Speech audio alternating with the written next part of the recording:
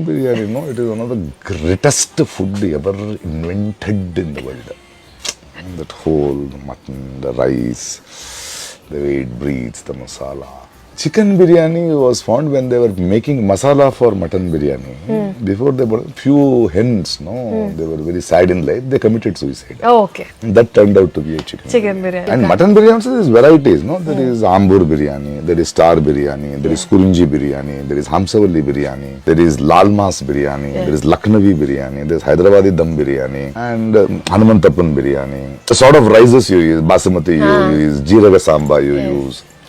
Ganda masala you use. So there's so much of in it. It's not just a biryani.